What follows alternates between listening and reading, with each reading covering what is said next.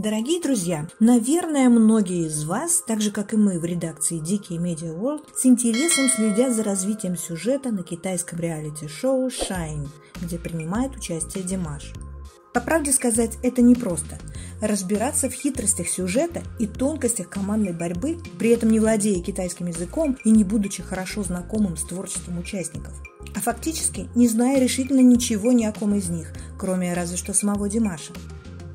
Китайским телезрителям в этом отношении намного проще, чем нам с вами. И все-таки, давайте вместе попробуем разобраться в том, что происходило в выпусках шоу Shine, которые вышли совсем недавно. В первом выпуске участники сперва знакомятся друг с другом. Каждый из них приносит какой-либо предмет, который ему особенно дорог, и помещает его в галерею славы. Для кого-то это подарок его фанатов с отображением его творческого пути. Для кого-то награды, первые музыкальные альбомы или просто пожелания удачи от друзей. Один участник, самый опытный, который на сцене с 1982 года, приносит просто чистый лист бумаги. И это символично. Его ожидание от участия в этом шоу – начать все с чистого листа. Для Димаша это диплом Гран-при Славянского базара 2015 года. И вот, после размещения своих сокровищ в витринах галереи славы, участники попадают в зал ожидания, в котором они встречаются с остальными участниками, а потом коротают вместе время перед выходом каждого из них на сцену. Весьма интересно наблюдать за тем, как ведут себя и общаются между собой участники. По законам жанра реалити-шоу, наблюдая, мы знакомимся с ними ближе и открываем для себя умения артистов и их характеры. И все они такие разные. Кто-то очень стеснителен, кто-то, наоборот, чувствует себя в малознакомой компании, как рыба в воде. Некоторые знакомы друг с другом по предыдущим проектам, а некоторые ранее никогда не встречались. Димашу, конечно, приходится нелегко. Поначалу чувствуется небольшая натянутость в общении, но это неудивительно, он видит этих людей впервые и никого из них не знает. А кроме того, сказывается языковой барьер. Неожиданно оказывается, что один из участников, рэпер NG, владеет местным диалектом казахского языка. Он старается помочь Димашу с переводом и как-то наладить коммуникацию, но это временное облегчение. В одну команду они не попадут. Участники живо интересуются друг другом и задают разные вопросы. О чем они спрашивали Димаша, спросите вы? Например, ему задали такой вопрос: учился ли Димаш опере профессионально? Димаш ответил, что да, учился, и у него есть образование в жанре классического оперного вокала, а также эстрадной музыки и джаза. Университетте эстрадалық джаз, поп-джаз әншісі есебінде білдім. Поп-джаз, опера жанры, такое, Вероятно, желая подбодрить Димаша и разрядить атмосферу шуткой, известный комик-стендапист пошутил, что если Димаш действительно хочет улучшить свой китайский язык, то ему просто нужно поскорее найти подружку-китаянку. И дело в шляпе. Не приходится сомневаться, что это самый быстрый и надежный способ. I'll try to do my best with Chinese, but... Но готов ли Димаш к такому повороту событий? Okay.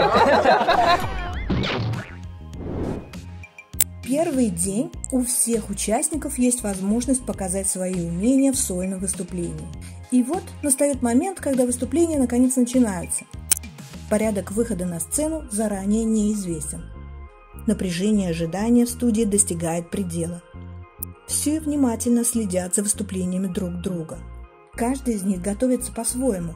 Димаш без конца пропевает пассажи и накручивает круги по студии, словно тигр в клетке, чем вызывает добродушные шутки товарищей.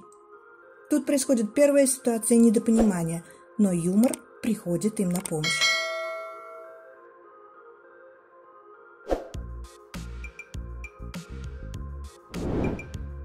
Среди участников шоу, кроме Димаша, есть еще несколько иностранцев, которые так же, как и он, общаются с другими на английском языке. По замыслу авторов проекта, участникам предстоит выступить в 5 мероприятиях. Темы мероприятий можно обозначить так. Первое – спортивный дух. Второе – единство воинов-защитников – это сила. Третье – культурное наследие Китая.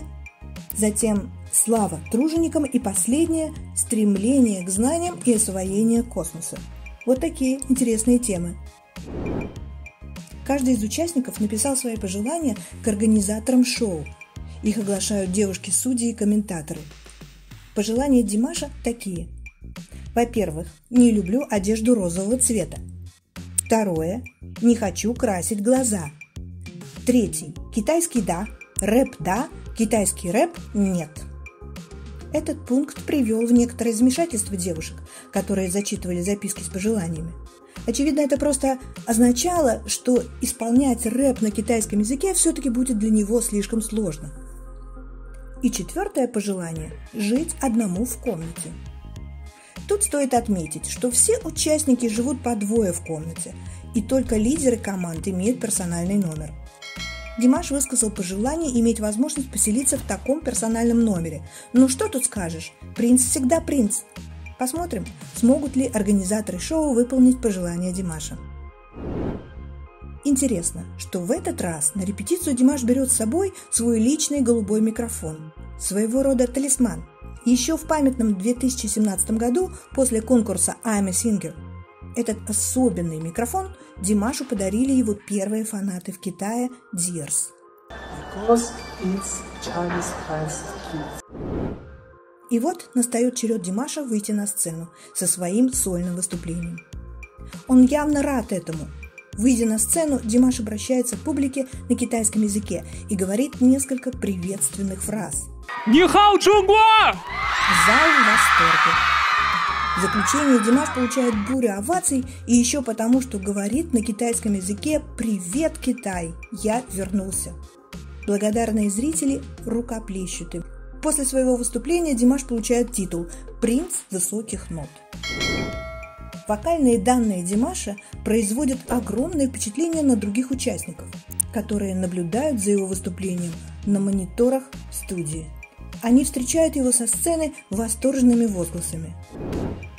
Наконец, следующий не менее важный этап. Участники должны выбрать лидеров будущих команд. И каждый капитан уже в свою очередь набирает себе команду. С большими перипетиями, уловками и уговорами команда наконец сформирована. Димаш не принимает в этом участие. Причина его отсутствия официально не названа. В результате в каждой команде оказалось по 5 человек. Димаш присоединяется к команде Ву, который хорошо владеет английским языком. Дорогие друзья, шоу получается очень увлекательным, и следить за всеми перипетиями очень интересно. Мы делимся с вами тем, как мы это понимаем. Пишите в комментариях, если вы что-то поняли иначе. Давайте разбираться вместе в этом интересном шоу. Уже в субботу нас ждет продолжение. Кстати, о каждом из участников мы рассказывали в наших предыдущих обзорах. Не забудьте подписаться на наш канал. Сегодня с вами была Наташа. До новых встреч!